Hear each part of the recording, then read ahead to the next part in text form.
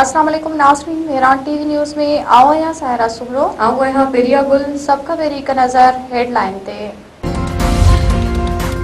अमरीकी सदर Donald Trump चयो आहे त ईरान सां ईंदड़ 2 ॾींहं में ॻाल्हियुनि जा इम्कान आहिनि। ईरान ऐं अमरीका विच में ॻाल्हियूं पाकिस्तान में थी सघनि थियूं। ईरान सां ॻाल्हियुनि लाइ असां पाकिस्तान वञण लाइ तयार आहियूं।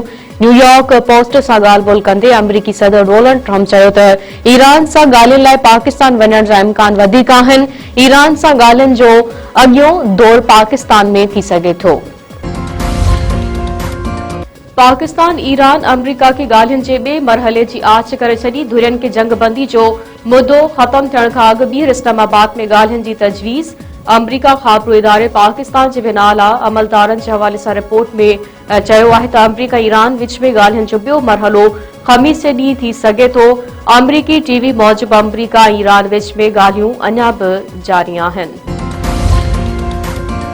अमरीका जे नायब सदर जेडी वेंस चयो आहे त ईरान सां ॻाल्हियुनि में काफ़ी अॻु भराई थी आहे। बाल हाणे तहरान जे कोर्ट में आहे। इहो पहिरियों भेरो आहे जो ईरानी ऐं अमरीकी क़यादत एतिरी आला सतह ते मुलाक़ात कई। हिकु इंटरव्यू में जेडी वेंस वधीक चयो आहे त ईरान सां ॻाल्हियुनि जे ॿिए मरहले जे हवाले सां ॻाल्हि ॿोल हलंदड़ आहे।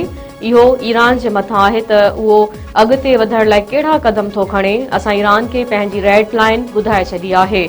ईरान कॾहिं बि एटमी हथियार हासिल नथो करे सघे। ईरान जे सदर मसूद पज़ेश्कियान चयो आहे त तकरार जे हल लाइ सिफ़ारतकारी तरजीह रस्तो आहे। इस्लामाबाद ॻाल्हियूं हतमी नतीजनि ताईं उन करे न पहुतियूं छो त अमरीका नेक नियती जो मुज़ाहिरो न कयो। ॻाल्हियुनि दौरान अमरीका वधीक मुतालबो रखे छॾिया। ईरान जे सदर मसूद पज़ेश्कियान ऐं फ्रांसीसी सदर एमनॉल मैक्रोन विच में फोन ते राब्तो। ईरानी सदर चवण आहे त यूरोप अमरीका खे बैन अल-अक़वामी कानून जी पासदारी ते आमादा करण में तामीरी किरदार अदा करे सघे थो। धमकियूं, दबाउ ऐं फौजी कार्रवाइनि सां खिते में सिर्फ़ अमरीका लाइ पाण मसइला वधी वेंदा। तकरार जे हल लाइ सिफ़ारतकारी तरजीह रस्तो आहे। ईरान ॻाल्हियुनि दौरान यूरेनियम रचाइण 5 सालनि ताईं मुअत्तल करण जी तजवीज़ पेश कई। अमरीकी अख़बार जी दावा रिपोर्ट में ॼाणायो वियो आहे त इस्लामाबाद में थींदड़ ॻाल्हियुनि दौरान ईरान 5 सालनि ताईं यूरेनियम रचाइण मुअत्तल करण जी तजवीज़ पेश कई, जेका अमरीका रद्द करे छॾी। न्यूयॉर्क टाइम मुताबिक़ अमरीका मुतालबो कयो त ईरान यूरेनियम रचाइण 20 सालनि ताईं मुअत्तल करे। रिपोर्ट में इहो बि ॼाणायो वियो आहे त ॻाल्हियुनि दौरान ईरान ऐं अमरीका एटमी सरगर्मियुनि जे मुअत्तली जे हवाले सां मुख़्तलिफ़ तजवीज़नि ते ख़यालनि जी ॾे वठि कई, पर ॿई धुरियूं के मुआहिदे ताईं न पहुची सघियूं। सदर आसिफ अली ज़रदारी सां वज़ीर आज़म शहबाज शरीफ़ जी मुलाक़ात। वज़ीर आज़म तरफ़ां अमरीका ईरान विच में थियल ॻाल्हियुनि जे हवाले सां आगाही। सदर आसिफ अली ज़रदारी चयो आहे त जंग जा असर खिते बैन अल-अक़वामी सिक्योरिटी, मईशत ऐं सियासत ते थिया आहिनि। पधिराई मुताबिक़ वज़ीर आज़म शहबाज शरीफ़ सदर आसिफ अली ज़रदारी खे ॻाल्हियुनि जे समूरनि रुखनि ते एतमाद में वरितो। रिसालपुर पीएफ अकेडमी में कैडेट्स जे passing out parade. Naval chief admiral Naveed Ashraf ख़ास मेहमान तौर शरीक। परेड जो मुआयनो। नेवल चीफ चयो आहे त पाकिस्तान जी कोशिशनि सां खिते में जंगबंदी मुमकिन थी। मुकमल जंगबंदी सां ही सूरत-हाल बहितर थी सघे थी। तक़रीब ख़िताब कंदे एडमिरल नवीद अशरफ वधीक चयो आहे त पाकिस्तान कंहिं बि अगराई जो मुंहुं तोड़ जवाब ॾियण लाइ हर वक़्तु तयार आहे। हक़ जे मौक़े में पाकिस्तान जी सामूंडी फौज भारतीय नेवी खे अगराई करण न ॾिनी। पाकिस्तान जी हवाई फौज जदीद टेक्नोलॉजी सां लैस आहे। गुज़िरियल साल में पाकिस्तान एयरफोर्स सलाहियतनि जो भरपूर मुज़ाहिरो कयो। वफ़ाक़ी घरू वज़ीर पारां कोस्ट गार्ड्स खे कराची खां इराक ताईं फेरी सर्विस जी फेज़िबिलिटी तैयार करण जी हिदायत। कराची में वफ़ाक़ी घरू वज़ीर मोहसिन नक़वी कोस्ट गार्ड्स जी ख़ुसूसी इजलास जी सदारत कई।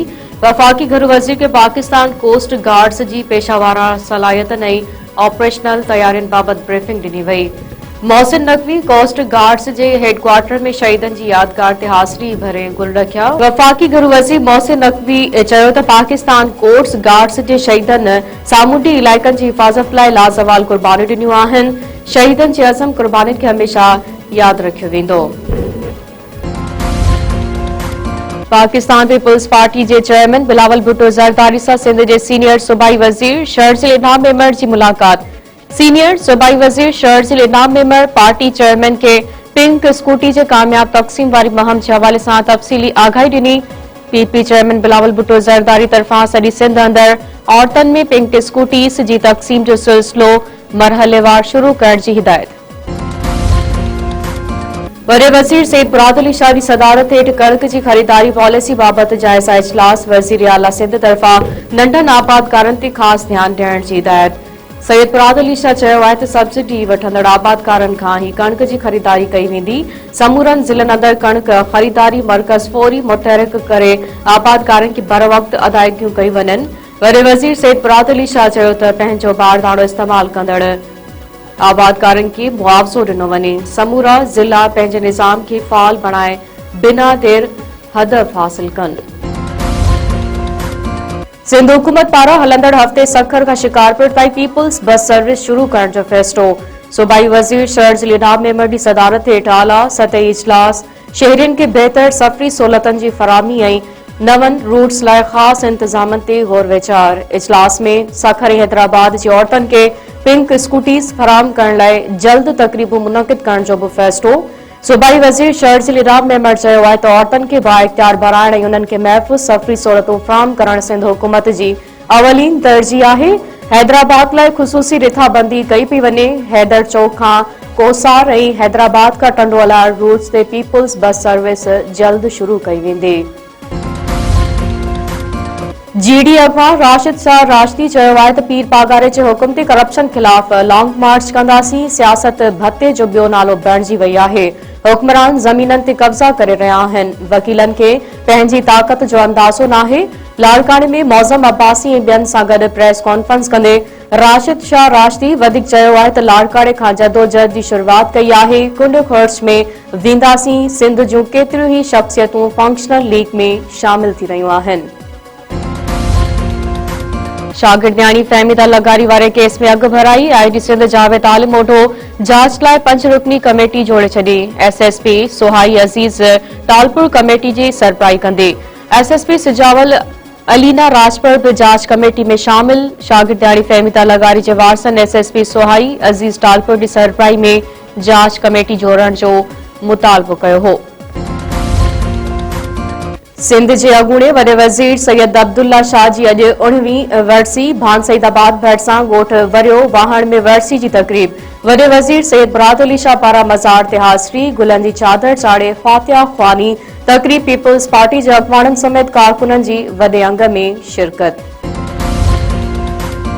दादू ज़िले में कणक जे खुर्द बुर्द में मुलविस ऑफिसरनि ख़िलाफ़ कार्रवाइयूं। ब इंस्पेक्टर मोतल खुराक खाते नोटिस वठंदे दादू ऐं मोहंदड़ गुदामनि जे इंचार्ज शोएब मक्सी खे मुअतल करे छॾियो। जोही गुदाम जे फूड इंस्पेक्टर अली असगर पमर खे बि कणक जे खुर्द बुर्द जे इल्ज़ाम हेठि मुअतल कयो वियो। खैरपुर वेझो तेज़ रफ़्तार ट्रालर मोटरसाइकिल सवारनि मथां चढ़ी वियो। माउ पुट फौत। क़ौमी शाहरा मंगी झाली वटि खौफ़नाक रोड हादसो। ॻोठ खान मोहम्मद फुलपोटो वासी औरत जियान खातून ज़ाल गुलाम सरवर फुलपोटो ऐं संदसि मासूम पुट शहमीर मौक़े ते फ़ौत। गुलाम सरवर फुलपोटो ॿुधायो त हू खैरपुर खां ॻोठ वापसि वञी रहिया हुआ त साणनि हादिसो पेश आयो। खैरपुर भरिसां क़ौमी शाहरा ते मोटरसाइकिल जो टक्कर लॻण सबबि वाटेड़ू नौजवान फ़ौत, 2 ॼणा ज़ख़्मी। मिस्री स्टाबर्ड हादसे में वाटेड़ू शहमीर अली वसाण मौक़े ते ई फ़ौत थी वियो। मोटरसाइकिल सवार 2 ॼणा ज़ख़्मी नाज़ुक हालत में अस्पताल मुंतक़िल। चक वेझो कणक जे फसल मां नींगर जो ॻरियल हालत में लाश मिलियो। ॻोठ अबदू सोभो लॻ हथायल लाश जी सुञाणप न थी सघी। इतला ते पुलिस पहुची लाश अस्पताल मुंतक़िल कराए छॾियो। पुलिस जो चवणु आहे त नींगर जी सुञाणप थियण बैदि वधीक क़ानूनी कार्रवाई अमल में आंदी वेंदी।